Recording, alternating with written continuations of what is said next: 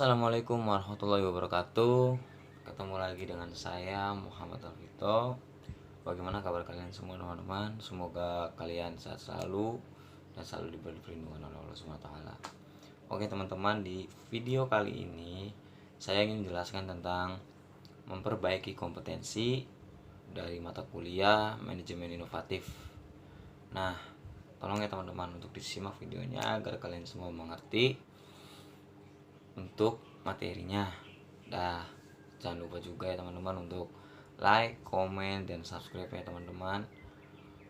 Dan gak usah lama-lama, kita langsung ke videonya saja. Terima kasih. Baik teman-teman, kali ini saya ingin menjelaskan tentang memperbaiki kompetensi. Tolong disimak ya teman-teman agar kalian semua paham dan dapat dimengerti. Yang pertama ada jenis dan kategori kompetensi. Menurut Lyle Spencer dan Saint Spencer 1933, kompetensi karakteristik dasar perilaku individu yang berhubungan dengan kriteria acuan afektif dan atau kinerja unggul di dalam pekerjaan atau situasi. Menurut Michael Armstrong 1994, kompetensi adalah apa yang orang bawa pada suatu pekerjaan dalam bentuk tipe dan tingkat perilaku yang berbeda. Menurut praktisi MSDM, kompetensi merupakan deskripsi dari karakteristik seseorang. Menurut Margaret Dale 2003, kompetensi menggambarkan dasar pengetahuan dan standar kinerja yang dipersyaratkan agar berhasil menyelesaikan pekerjaan atau memegang suatu jabatan. Dan menurut NCVP dalam Margaret Dale 2003, kompetensi kemampuan untuk menjalankan aktivitas. Menurut Training Agency 1988, kompetensi merupakan kemampuan untuk menjalankan aktivitas dalam pekerjaan atau fungsi sesuai dengan standar kerja yang diharapkan.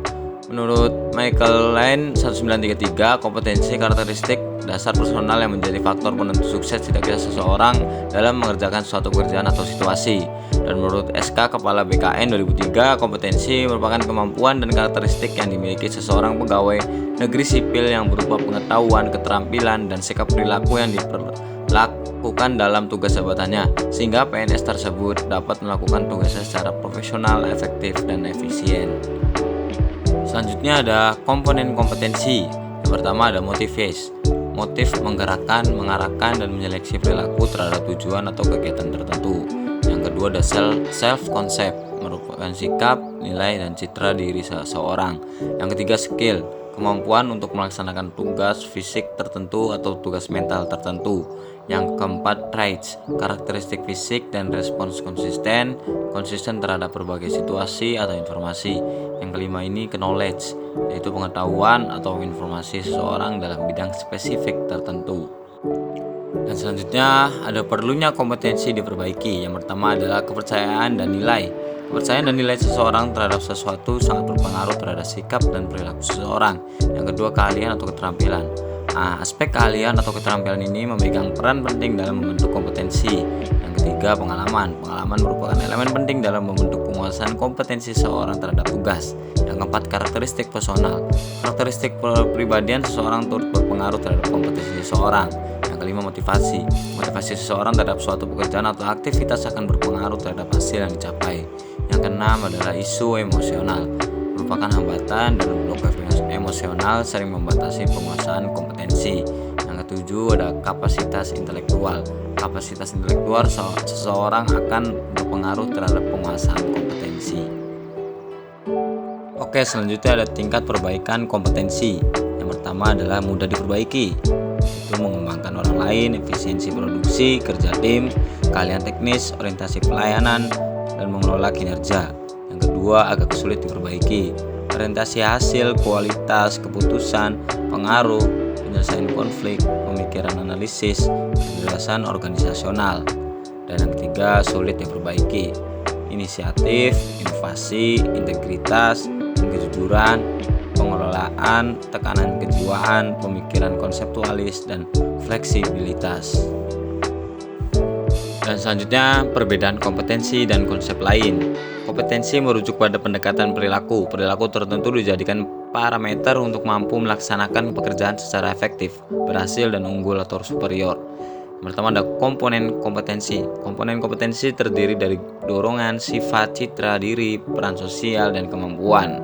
Menurut Boyasis 1982. Dan yang kedua, pemahaman kompetensi. Dalam hal pemahaman kompetensi perlu dijelaskan pengertian tentang pengetahuan, keterampilan, kemampuan, dan bakat untuk mengetahui sejauh mana perbedaan atau kesamaan dari konsep tersebut menurut Spencer 1993. Yang ketiga, ada pengetahuan seseorang. Pengetahuan yang dimiliki seseorang bisa dikategorikan ke dalam dua jenis, yaitu pengetahuan yang disadari dan pengetahuan yang tidak dapat disadari menurut Dell 2003. Yang keempat, keterampilan perilaku. Keterampilan perilaku yang terkait tugas bisa dikuasai melalui latihan dan bantuan orang lain. Yang kelima juga, keadaan perilaku.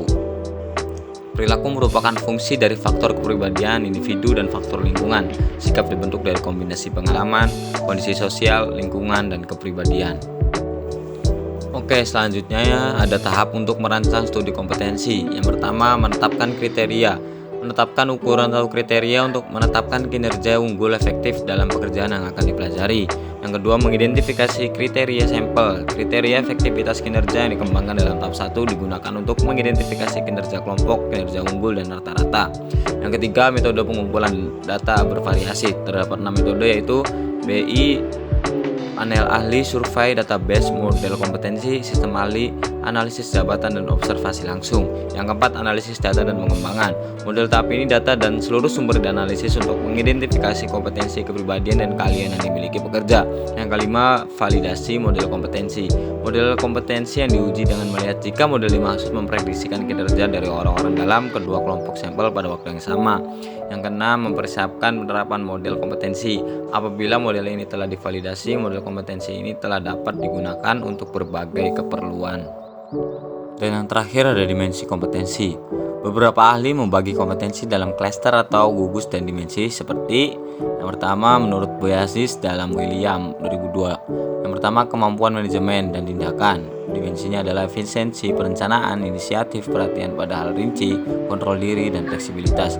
Yang kedua, kemampuan manajemen orang. Dimensinya adalah empati, persuasif, jaringan kerja, negosiasi, percaya diri, manajemen tim, pengembangan orang lain, dan komunikasi lisan.